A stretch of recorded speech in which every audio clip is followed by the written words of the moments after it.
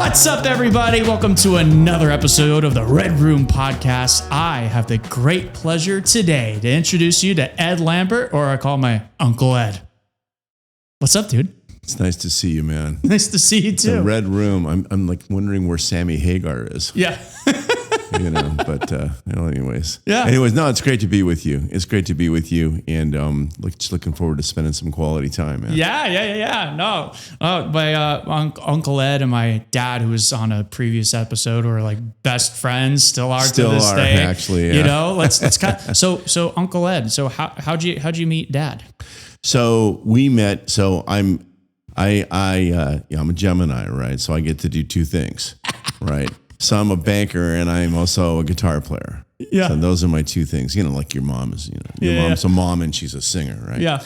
So anyway, so we met in the first time Jesus Christ Superstar ever came to town in 1974.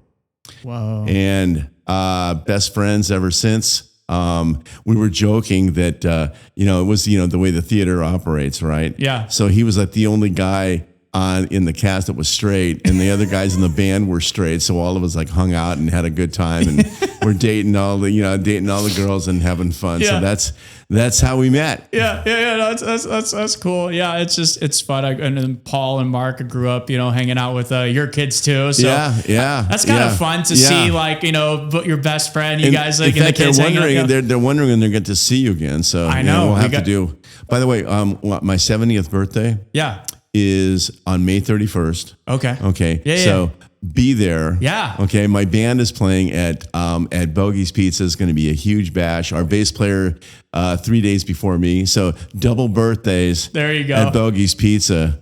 And hopefully your dad will get healed up enough he can come and party a little bit. I know. I'm very surprised that he got out for a little bit today. Yeah.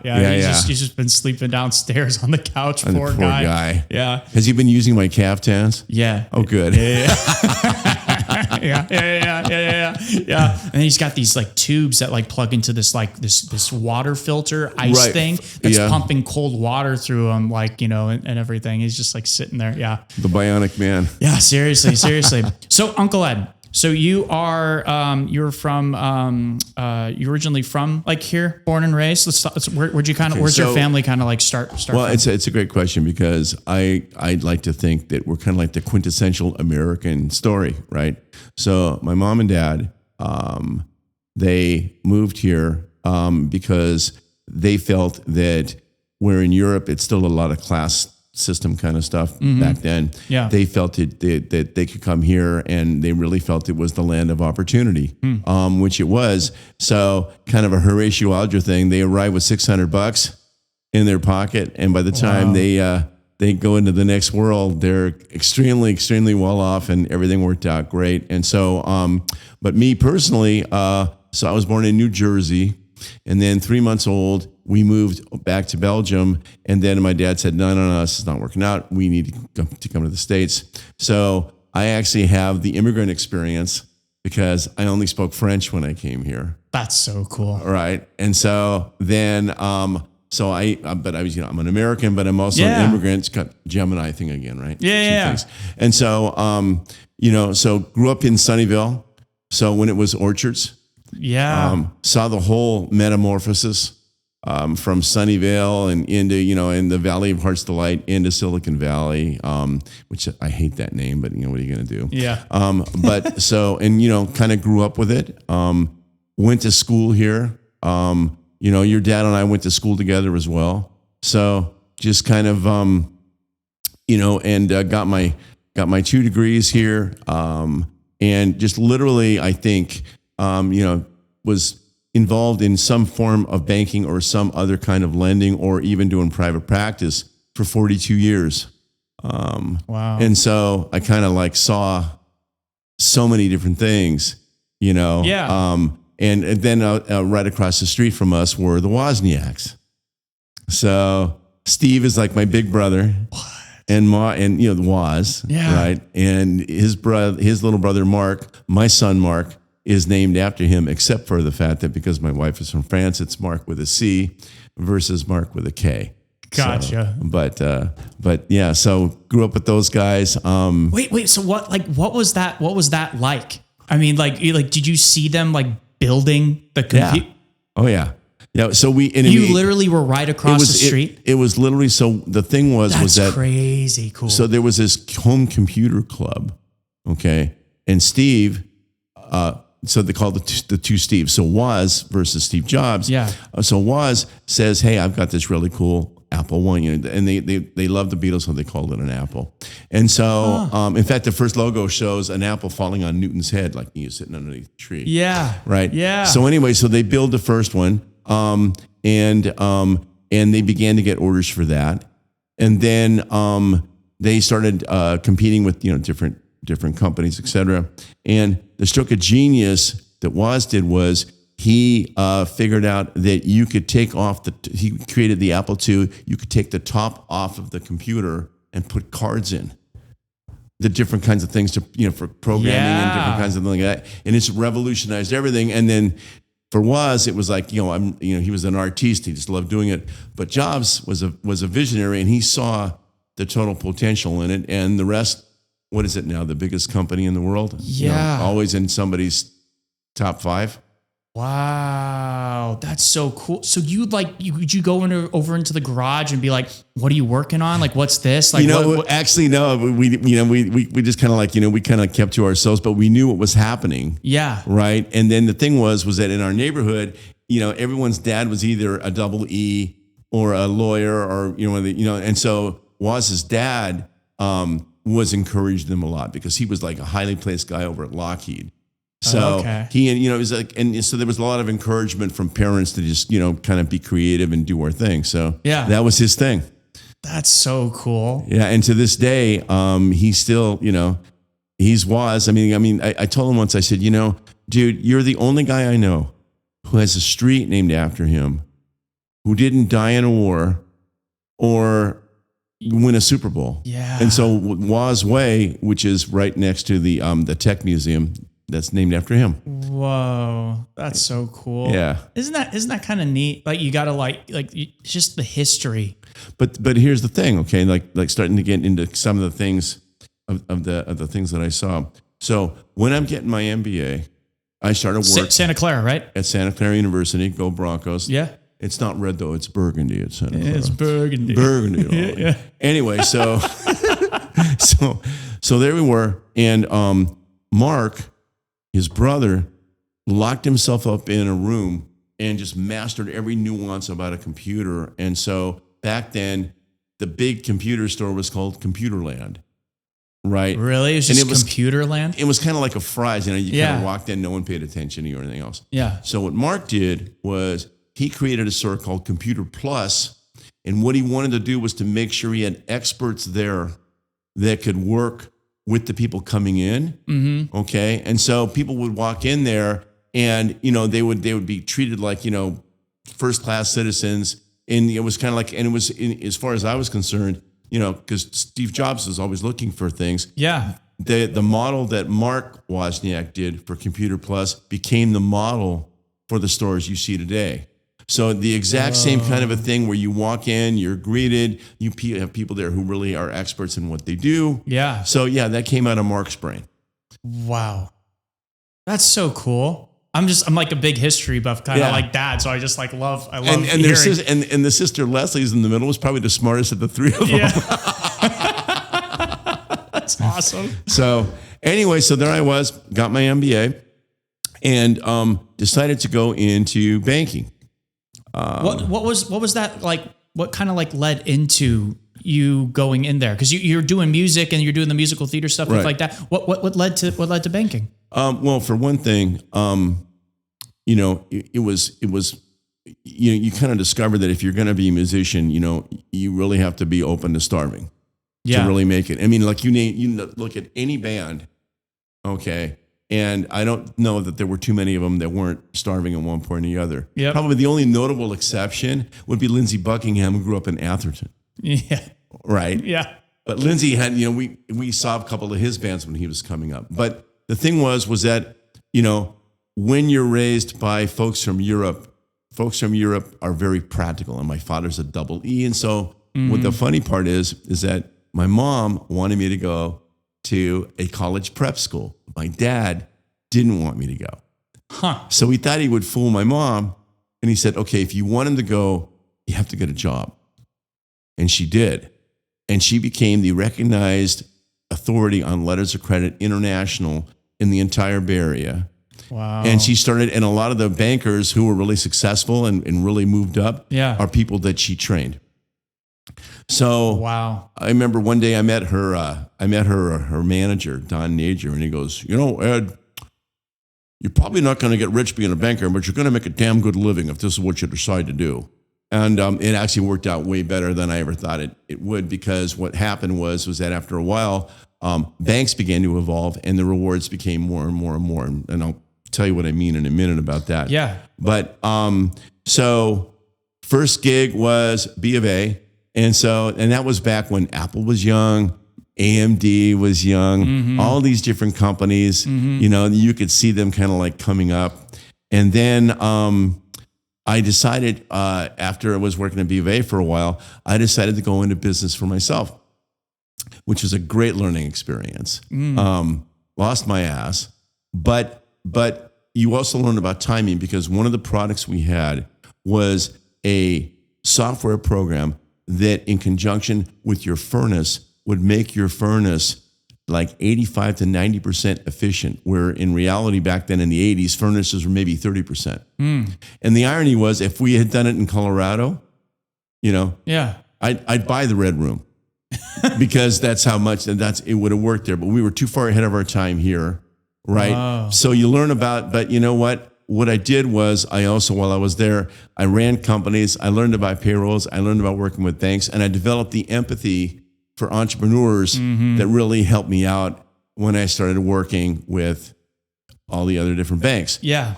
And so what it wound up doing for me was that I wound up doing, over the course of the next, 40 something years, every kind of lending you can imagine, and was with some of the most successful tech and corporate banking groups, probably in banking history. I mean, not to be full of myself, but no, truly. That's really cool. Like, you got to be a part of these like different, like, little, like, you're helping the seed kind of. Well, sprout. it was almost like, so the first one was with Silicon Valley Bank. Okay. Yeah. And what happened, there were some really cool companies that I got to work with at Silicon Valley Bank.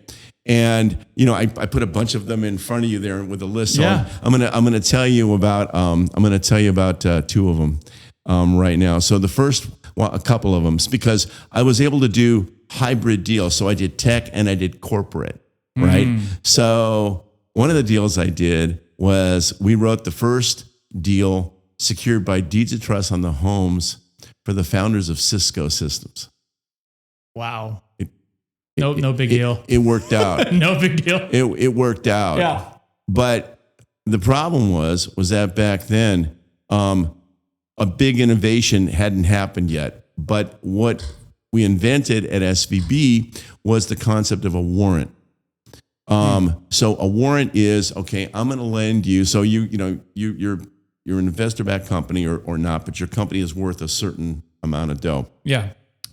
And so a warrant says, okay, we're going to lend you X amount of money, okay, and we want to have a warrant for 5% of the amount that we're lending to you at the earliest offering price.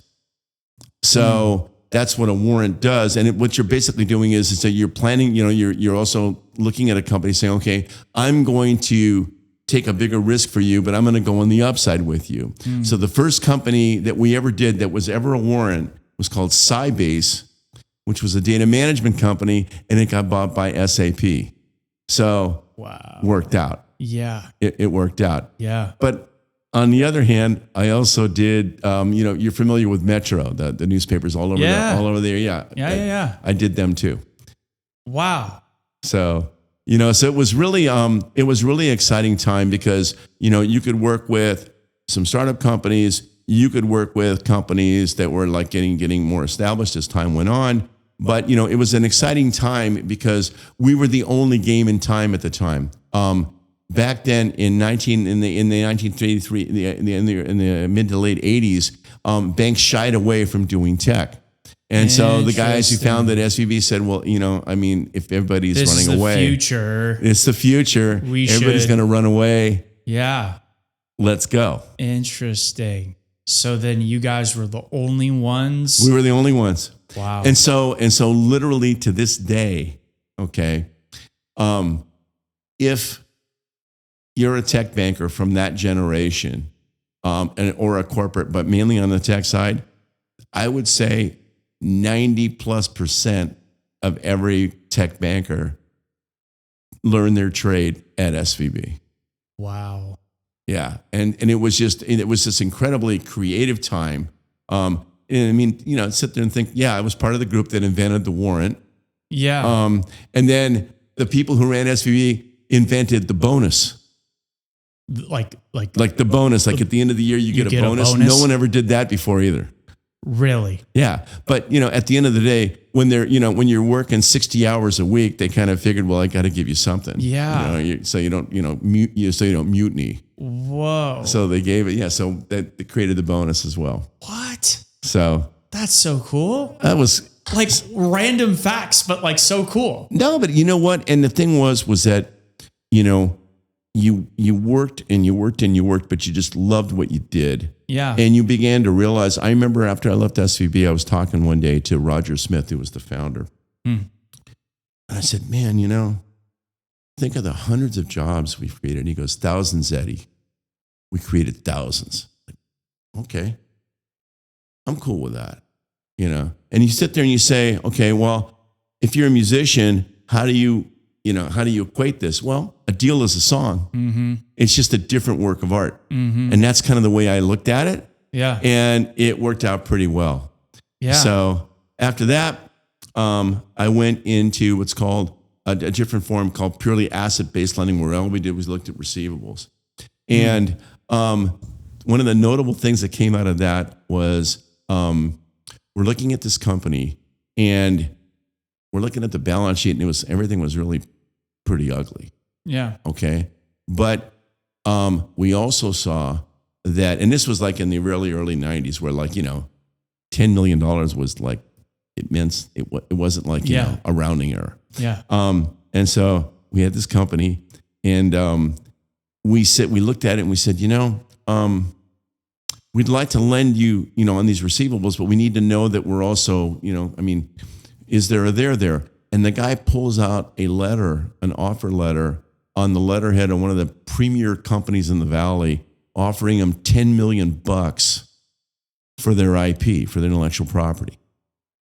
So we went, okay, let's do the deal. This is in 1991. Okay. And that's when I was born. That's crazy. Yeah. Well, so you're part of the intellectual property of your parents, but can't lend against that. Yeah. But like a $10 million deal for 1990, that's nuts. Well, but we didn't do the full 10 because, you don't want to go 100%. So we did like 5, but we knew we were covered if we had to, okay, we could sell it to this company. And the irony is that the next time anything like that was really, really contemplated was years later. But it was just one of those kind of innovative things that, again, that you got to be that I got to be a part of. That's so cool. So question for you, because you said you could work with startups to like the bigger kind of guys. What was in your mind the most fun group to like work with out of the different levels of like starting from square one to, because you said you were an entrepreneur, you understood the entrepreneurship of it all, you understood that. So when someone's coming in and presenting that idea, you understand where they're coming from and what they've had to do to like get to that point to take that meeting with you. But versus like the big guys, what's kind of like what did you like enjoy the most out of the different spectrum of it, I guess? I enjoyed winning. That's what I enjoyed. I'll drink to that. And so the thing was that what you learn, okay, and this is probably the same thing that you're learning more and more with what you do. Yeah. Okay. And my mentor in that company, Coast Business Credit, where we looked at this IP and everything else, he said to me once, I don't give a damn what the numbers say by themselves, okay?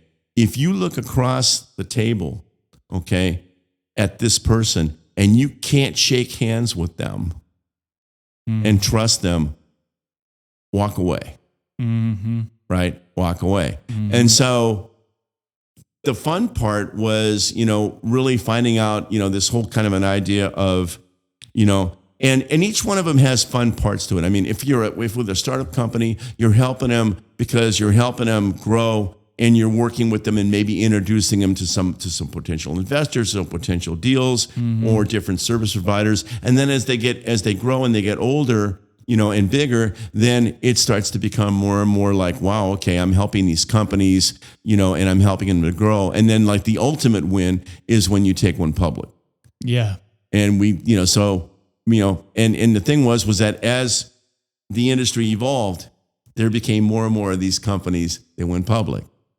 So, it was really pretty much fun to be able to look at doing those kinds of things. But, again, the most fun, I think, was realizing that you're creating jobs, you're working with these people, you're helping them. Yeah.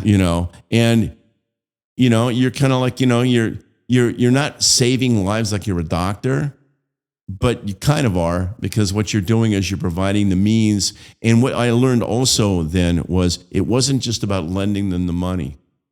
It was about solving whatever problem there was.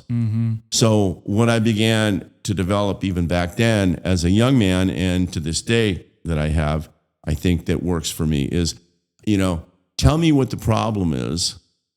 Okay. And then let's work on the solution.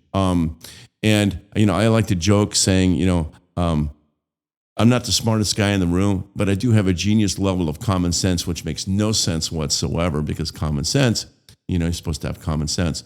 But Voltaire once said the problem with common sense is it's not common. Yeah. And so I began to realize that the ability that I had to listen to clients and figure out, and if they had an issue, and as my network grew, it didn't matter what it was. I could sit there and compute it out and go, okay, what about this? Or what about that? And so, in the different places where I was at, it wound up a whole full of array of companies. So some of the companies that I gave you the names of, like, for example, it was great meeting the guys at StubHub when they were just starting out. Yeah. Right. And they were skiers. Wow. Right. And you're just going, and you kind of thought about it and thought, how in the world could anything like this work out? But, it's like it did. Yeah. And, but I can remember meeting with these guys in a group that was helping them to figure out the different things to do with their company and for their company. Yeah. So just one of them here that I'm looking at that I think is kind of fun. Jamba Juice. Jamba Juice. Okay. So, for Jamba Juice, from what I know, they opened their first store in San Luis Obispo at the university there at SLO, at Cal Poly. That was their and it's still open to this day. Right. And I remember driving. I was like, oh, that was the first Jamba Juice. I'm like, I love Jamba Juice. Yeah. And that's so what was that story? So they came to us and they said, we want to expand. And they had some investors. How many stores did they have at this point? Not that many. Not that many. Maybe one or two, right? And I remember we were looking at who the investors were. We were looking at what the premise was. And again, no one had done, and the thing was that the only company that was kind of close to them was another company called Odwalla. But Odwalla was unfortunately became a disaster because they had some situations with their juices. So here was Jamba Juice coming in, and it's one of those memories that I have. I remember the first time I was talking about it, the head of the tech group is in his office, and I'm standing outside, and his window's open, and we're talking about how are we going to help these guys? Yeah. Right. And so we put the money in, we gave them the line of credit, they opened up their stores, and the rest is rock and roll. Wow. Yeah.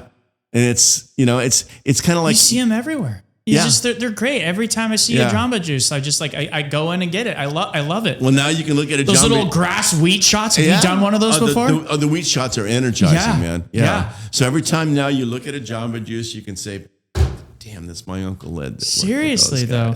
Let's see. What other ones here? CNET. So CNET, now they were an older company. They were already about to go public, and they needed a good banking relationship. And what was interesting was that one of their founders was a guy named Halsey Minor, and there was another guy, and I'm blanking on his name, but I thought, this is so weird. They've got last names for first names, right? It's kind of fascinating, right? But what CNET was doing was that, before Yelp, before all of these other different companies, CNET would give you, it was kind of like a new age version of the Consumer Report, right? And so to this day, if you go to CNET, if you want to look at different kinds of technological things or audio or anything else, you go to CNET and they will give you an overview of all that they do. And so what they were looking for was bankers to give them some love, which is exactly what we did. Yeah. And so, we did and they kept growing, and finally they got too big and they went to Wells Fargo. But, we were there. Wow. Yeah. There's so many. Invisalign. So Invisalign, I had that for a little bit. Yeah. Well, you're welcome. Yeah, no, seriously. It's such a cool thing because I remember I was totally a brace face kind of 6th through 7th grade. Yeah. Luckily, by the time they were off towards the end of 8th grade, so when I got into high school, I wasn't wearing them. But I had the overbite. They call it the Herps appliance, or these metal bars. I swear, I could walk through a metal detector. Bam, bam, bam, no joke. But when Invisalign came out, I was so annoyed because I'm I could have been doing that instead of cutting my upper lips. And you wouldn't have to wear a damn retainer for the rest of your life, So with Invisalign, what was interesting was, I was referred in and I looked at the product and I said, this is amazing. This is really amazing. And the thing that was interesting with Invisalign was that their equipment, it's the only time ever in 40-something years, their equipment was worth more once it was bought. I'm not making this up. We would get an appraisal, it was worth more. And so what they did was they had machines that would make, and so their IP was the formula that would create the Invisalign model. And so what we had to do was, we gave them the working capital, and we also what we got comfortable with was who they were selling to. Because at that point, people would look at doctors and dentists and go, well, I'm not sure if we're comfortable doing it. Yeah. So what I was able to do was I convinced our credit guys to come and sit with them, and there's no substitute for that. Yeah. Remember what my guy told me? I said, look, they're either going to love each other, or I'm going to be in real trouble. Oh yeah. So they all went in, they all fell in love. And so what we did was we gave them a line of credit for the receivables, but we also gave them a term loan to be able to buy equipment. And so then there was political unrest because the equipment and the manufacturing was being done in Pakistan. Interesting. And so what they did was, we're a little bit leery about, because of all the wars between Pakistan and India and all this. So they moved the whole kit and caboodle over to Costa Rica. Where to this day, and Invisalign, another company, went public. And one of my fondest memories was talking to my dentist, and I said, hey man, you got to check this out. Yeah. And he's like, no way, it's never going to work. Right. And, he was wrong. And so you see him everywhere. Yeah. So I'm sorry that I didn't get to it quicker to save you from all that pain. Yeah. And just suffering. by a couple of years. What year was? That was. Was that kind of mid 2000s, late 90s, 2000s? early 2000s? Because I was in Imperial Bank, and I joined Imperial Bank in 1997 when Paul was born. Yeah. What's up, Paul? What's up, Paul? And so we did Invisalign. So, and it was one of those companies that we worked with them. But because they were so far along, we couldn't get a warrant, because by the time a company's doing enough sales to get receivables, and you look at them with kind of a warrant, they look at you like, Yeah. pound sand. Yeah. So Yeah. Wow. So that's the Invisalign story. Wow. So I got another one for you. Yeah. So it's coming back to me now. So we get called into this company, and this is now when I'm with Bridge. So I'm hopping all over the place. Right? Mm-hmm. So I'm now with Bridge Bank, and what was cool about Bridge Bank was we were the banker for the entrepreneur, because by then SVB was the 80-pound gorilla that was dealing with the investors. Mm-hmm. And so they were getting fed all these deals by the investors. Mm-hmm. And so what we decided was we're going to become the bank. We'll work with the investors, but we'll focus on the entrepreneur. Cool. So one of these investors calls me up one day and goes, "Hey man, I got this company. It's nobody wants to do anything," which is like throwing chum to a shark. Right? Yeah. Nobody wants to do anything.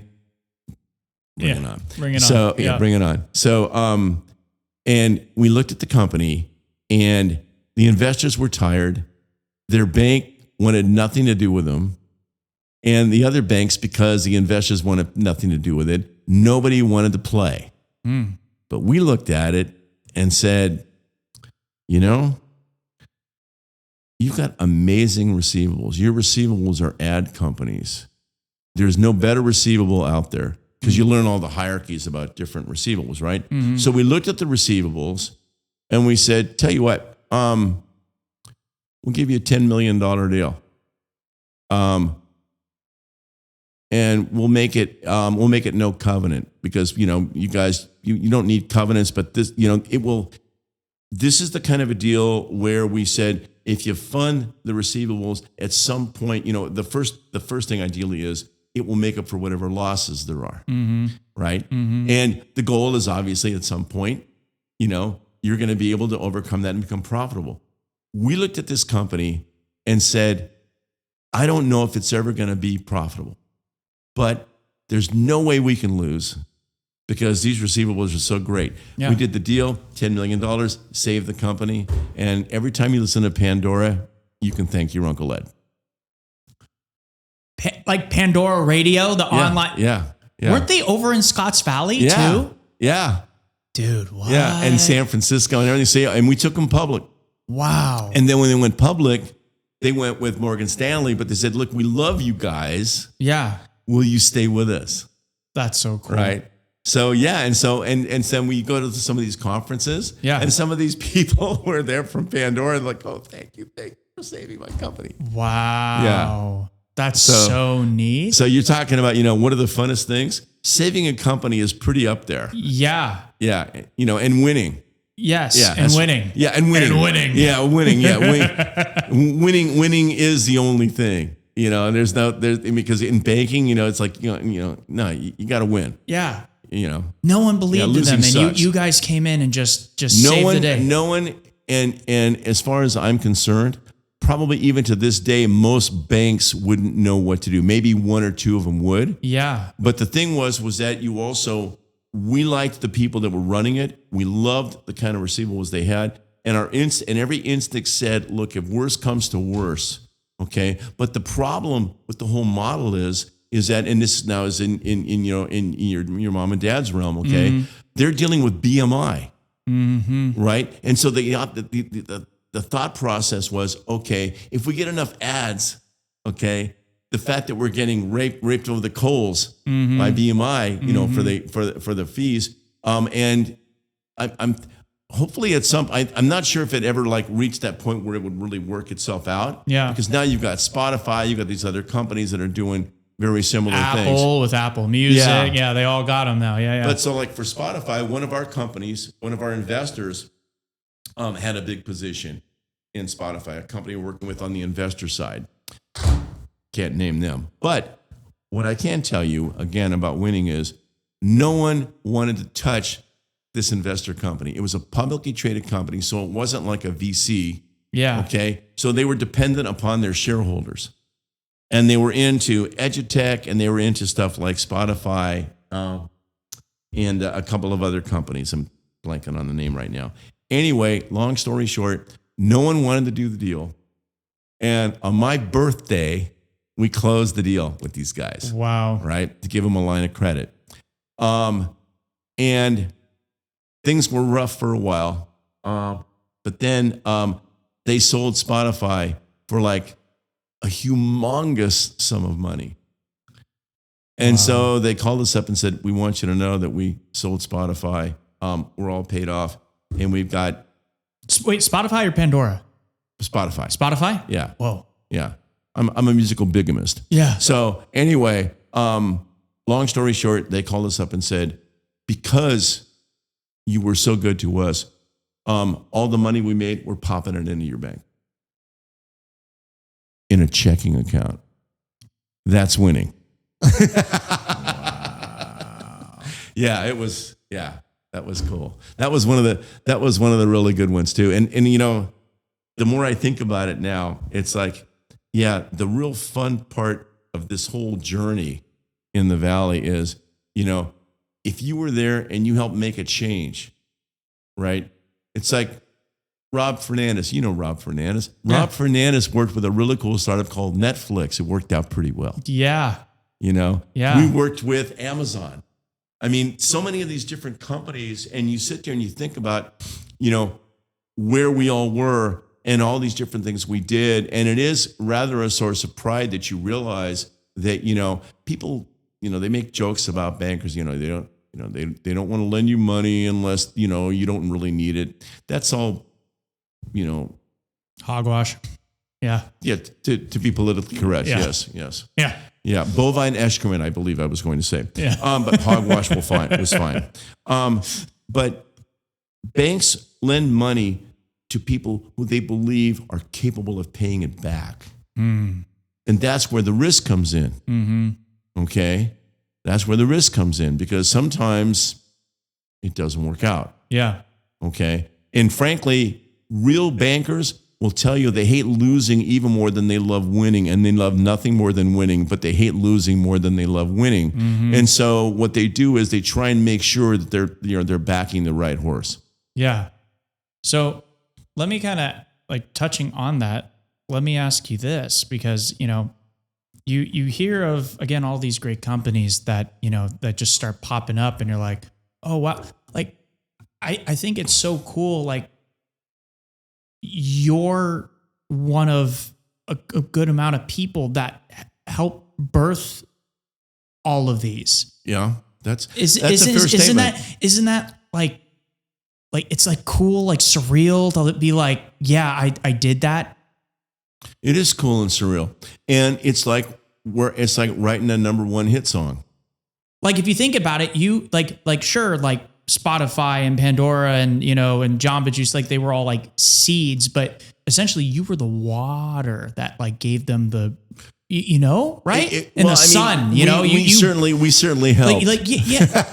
I just think that's so, because Silicon Valley would not be what it is today without you. You know what I mean? If you think about it, like in the sense, I'll tell you a true story. Like that's really cool. Well, you're right, and I'm going to tell you.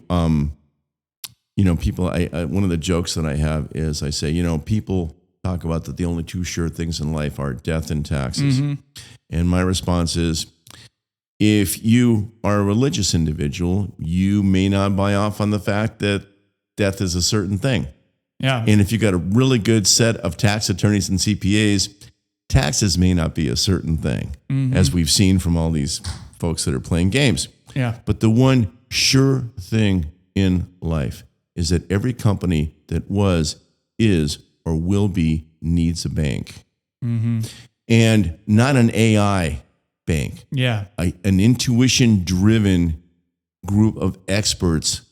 Because, you know, you and I have discussed before about, you know, about the whole AI phenomenon. Yeah. Okay. And Bill Gates is saying, well, you know, every job will be taken. You know what? Again, BS. Okay. There is nothing that replaces human intuition, and banking is all about this kind of banking. You know, not a car loan or a, you know, even with a mortgage. I mean, like when you're working with people. Yeah. Okay. Do you honestly believe that AI would be sufficient to get you where you want to go to make sure that your mortgages get done and everything gets done right, as opposed to that lady that you interviewed before and all she knows? So that's what banking is all about. So the fact is that you can look at what I just said, okay? and that every company that was, is, or will be needs a bank. It's a gigantic responsibility, but it's a huge rush. And so it's kind of like both, you know. And I was talking with my dad one day, and he goes, you're never going to stop doing this, man. I said, well, what makes you say that? And he goes, you love the rush. And yeah, there is, it is like writing a number one song. When you have a company that you worked with and you saved it and it went public. Yeah. Yeah, that's pretty cool. So it was, again, to have the privilege of having worked with all these companies and been growing up across the street from literally where Apple started, no big deal. Growing up across the street. You're By the way, in the heart of it, Yeah. Interesting trivia. Steve Jobs was a great trumpet player. Really? When he was a kid. Yeah. Really? Great trumpet player. Yeah. Interesting. Yeah. We went to Cupertino Junior High. Yeah. And he played trumpet. What? Yeah. That's cool. Yeah. Great trumpet player. Well, speaking of music, kind of changing topics here, you play and you're in a really cool band. I am in a really cool band. We do 60s classics. We're called the Iconics. And maybe one time I'll bring the band in. Yeah. Let's have you in the corner right here. We'll come in here and play. So what I'm doing now is musical guests. You know what? Maybe that's what we need to start doing here. Come on, man. Yeah. 7 people. Yeah, it'll fit. Yeah, we'll make it work. we'll make it work. We'll go live and we'll go without electricity. But yeah. But my dad was right in that. So I'm I retired from banking, but I'm still consulting. Yeah. And what I'm working with again is working with these companies and using my network and my expertise in solving problems. And that probably the hardest thing about it is you think that, okay, well, if I'm a consultant, you're going to be detached and you're just a hired gun. Nah. Yeah. No. There will be times when my wife Natalie will walk in a room and I'm staring off somewhere and she knows. Yeah. Here we go again. Yeah. So, yeah, but, worked with all these great companies, played a lot of music, doing some consulting and just, living the life in Willow Glen, baby. So, but it was, it's, again, it was a privilege and it was a rush to be doing all of these companies. Can I share one more creative one? Yeah, absolutely. Okay. So, there was a company and I got referred in by an investor, Riverwood. Great. Michael Marks, who put, Flextronics on the map. Oh, wow. And Michael Marks is one of the great guys in this business. Yeah. And so Michael calls me and says, I've got this company. It's called Globant. And I said, okay, what do they do? Software consulting. Okay. Seems interesting. So, but the interesting with Globant was there was a Spanish and a Luxembourg parent, right? Where the name was. All the talent was in Argentina. All the receivables were in the United States, and they had an office here with some of the talent that was here. Yeah. Okay.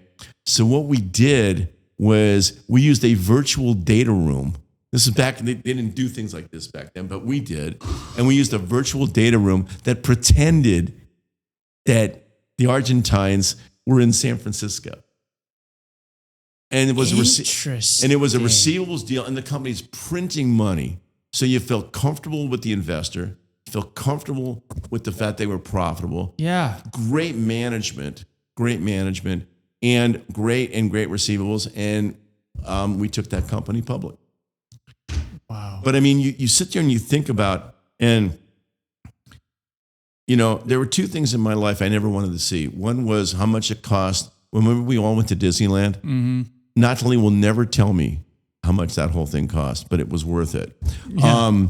The other is the legal bill involved with Argentina, United States, Spain, Luxembourg, all that. Oh, man. But we did it. Yeah. So, but that's, again, that's what it's like, So, it was a great career. I'm really proud of all the things we did, all the companies we worked with, all the jobs we created. And now I'm just looking forward to just doing more stuff. Yeah. Wow, Uncle Ed, that's so cool, dude. No, it's just like you it's just like you literally just birthed like all these companies. I mean, it's just wild to think about. In fairness, it was the entrepreneurs that birthed them. Okay. But true. Yeah. But you saw the vision. We were the pediatricians. Yeah, you saw the vision, We were the doctors, and we helped them along. And again, I will tell you this. Banking is an honorable profession because you're working with people and you're creating the whole economic engine that drives everything. I mean, every single one, I don't give a damn which company it is. Every company out there, okay, needs to have good bankers working with it. And again, it was a huge responsibility, but it was also a huge rush. And in the end, Dad, you were right. I'm still doing it. That's so cool. There it is. That's so cool. Oh my gosh. Wow. I'm tripping. Like, cause I know like all of these and it's just crazy to think that like you were like a part of that. But you know what? And I worked with some amazing people too. Yeah. And they were like, you become like a family. Mm-hmm. Because the thing that you do is you get mentored by some amazing people, and then your job is to mentor those people, is to mentor the next generation, which is, I always make, I can't resist, one of the companies, I didn't work with it. Yeah. But one of the companies that pioneered things was a company called Gil Cable, which your grandfather pioneered. Yeah. Okay. And Gil Cable was an amazing KNTV, all these different things that your granddad did with Bob Keeve, who was with KLIV, those guys. Okay. Yeah. So the reason why I bring them up is because I had the pleasure of knowing your granddad. Okay. And he always told me, he goes, whenever if Blake needs anything ever on the banking side, I want to make sure that you're there for him. And I told him that I always would be. So I always will be, young man. Oh, appreciate it. Always there for you. Yeah. Well, that's what family's all about, man. And we're very proud of you and all you're doing. Well, thanks. Here in the Sammy Hagar Red Room. I know. And then speaking of family, you guys excited to go to England for Blair's little shindig over there? Yeah. So I've only been to London. Yeah. And Natalie's never been to England at all, which is kind of interesting considering she's been to probably every other country in Europe but England. Yeah. And so we're going to go there. I'm excited about us playing some music together. That'll be fun. I'm still trying to pick out the wardrobe. Yeah. For all that. But yeah, we're, and we're also going, we're not only going to England, we're going to Ireland. And the thing is Cool. that, my first reaction was, Blair, August in Europe. Yeah. But, it's hard to refuse your sister or anything, as you know. Yeah. So, what are you going to do? She said yes. And she said, this is what we wanted to do. And she's my goddaughter. So, yeah. I'm looking forward to doing it. Yeah. Looking forward to being a whole part of it, and really, really felt really, really honored that she invited us. Yeah. It's a fun little town. It's called Kirby Lonsdale. Went to it last summer, and it's literally like 2 blocks wide, and it's just like really old, like 1300s, 1400s when the place got built. Like the hotel that's there that like a lot of people will be staying at has like a really fun bar and everything like that. But yeah, you can literally walk around the whole town and like see everything. And then there's this old church, and like the tombstones are like the classic big ones. And they're like from like 1100, 1200, and then and Dad says he found like a ward, but it had an E at the end, and he's like, "Oh yeah, there's her cousin." I'm just like, no, probably, probably. Yeah. Well, but that's the advantage that I had. So, I married my wife Natalie is French, and so we would go back all the time. And we used to stay in a town in the central part of France called Lambert, which is old, but nothing compared to, I would have a bike, right? And I would ride my bike. Yeah. And, you would not, I remember telling Natalie once, I rode my bike past a church. It was built in like before William the Conqueror. It was built in like in the 1000s. Yeah. Right.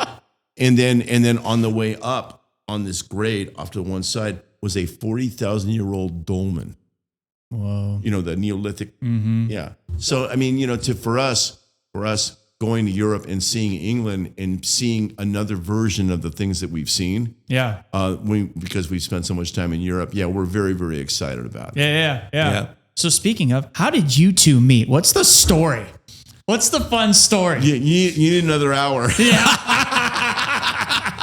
You need another hour for that. What I will tell you is that she is the best thing that ever happened to me. Two boys, two beautiful kids, a beautiful wife, and here I am just in the words of my mother, a Viking barbarian pirate, but yeah, I wound up on the winning side of all that. But yeah, that's a story for another day. We'll get you back on for another Red Room. We'll get you back on, yeah. And maybe she'll sit next to me and she'll go, "That's not how it happened." Yeah. There you go. Well, Uncle Ed, thanks for coming on, man. I appreciate it. Yeah, this has been a lot of fun. Love you to death. You too. And yeah, this summer's gonna be cool. It should be fun seeing Blair and Jaron. Tie the knot. We were gonna have. I know she's so excited that you guys are coming too, and it's gonna be a good time. She tells me she loves me all the time, and I believe her now. Yeah. Well, look, if anybody is wanting or needing help in your field. Are we okay if we put your little contact information? Absolutely. Cool. Yeah, and you can find me in LinkedIn, Ed Lambert, or you can share my email address and all that stuff. Yeah. Bring it on. Cool. Always happy to help. Yeah. No, that's awesome. If this guy, just the list of things of companies that you help birth, he's the one to do it. I'll make sure that his contact information is below so you can contact Uncle Ed too, and we can go from there. Sounds good to me. All right, everyone. Thank you for tuning in. Make sure you like, share, comment, and subscribe. It really does help us out here at the Red Room, and we will see you next time. Cheers.